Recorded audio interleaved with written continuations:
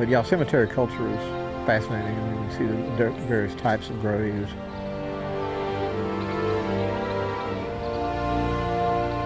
I'd always been interested in history since a little boy. I grew up hearing stories from my granddad. Then I spent 20 years as a newspaper reporter. You love this place, don't you? It is a beautiful place, and especially this time of the year with all the wildflowers.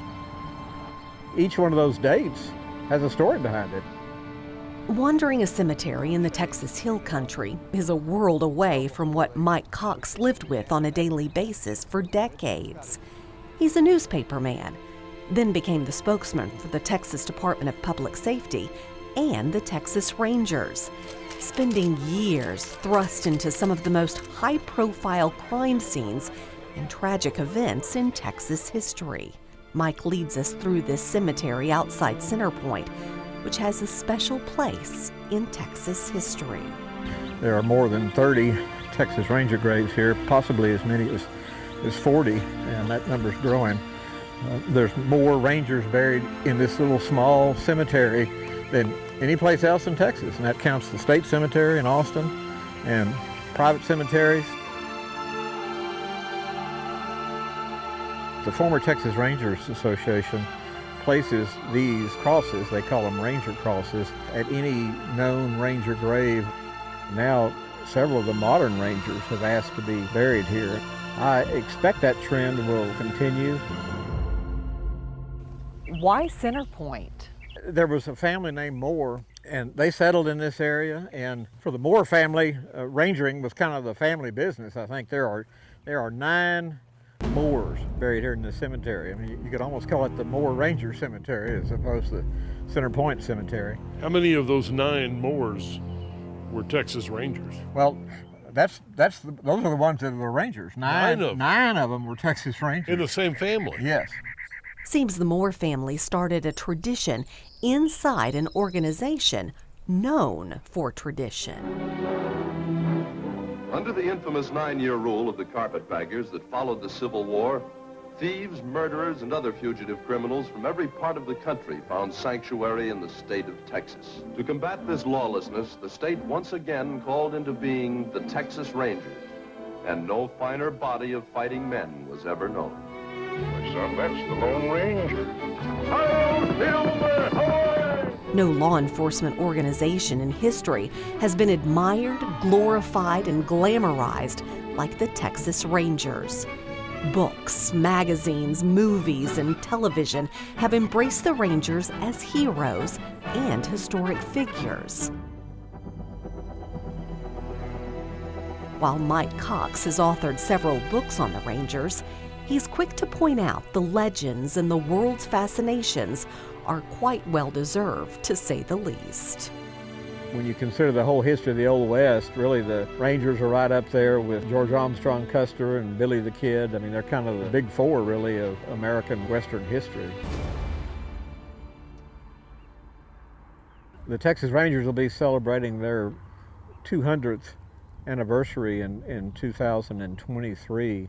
The idea for having Rangers dates back to Stephen F. Austin, who wrote a document on, I think it was August 10th, 1823, proposing hiring 10 men to range the edge of his colony. He didn't even use the word ranger, he just said to range the colony, to protect the colonists from Indians. And to them, that's their Magna Carta, that piece of paper that's now in the Barker, Texas History Center at Austin. I think my favorite ranger here is Andrew Jackson Soule. His father had been a Texas Ranger. He served as a ranger in the early 1870s. To me, the most important thing he did was he was the first ranger to be literate enough to write about the Rangers. And he ended up writing 5 really classics of Texas history, including one book called Indians and Indian Fighters on the Texas Frontier.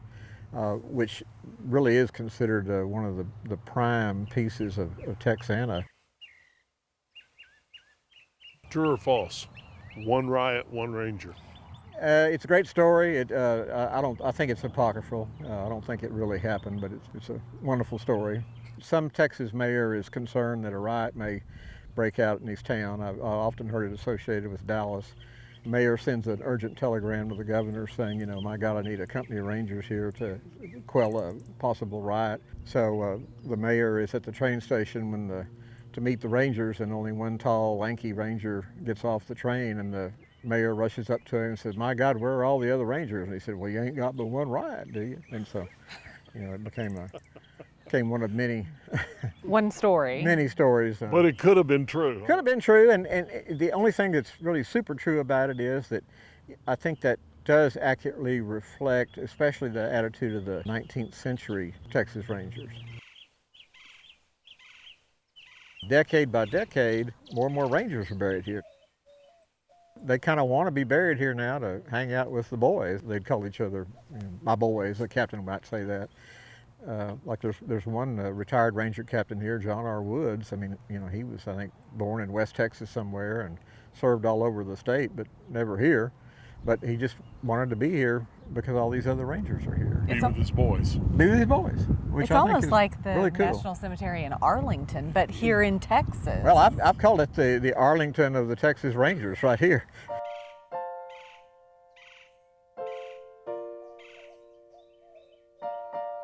The longer we stroll among the headstones and metal crosses, we realize it only seems fitting that a tight-knit, low-profile group of lawmen would choose an out-of-the-way cemetery in the Texas Hill Country, where legends go to rest in peace for the ages.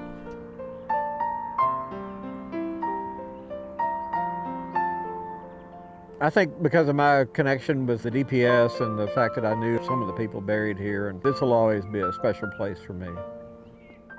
Once a Ranger, always a Ranger, even in death.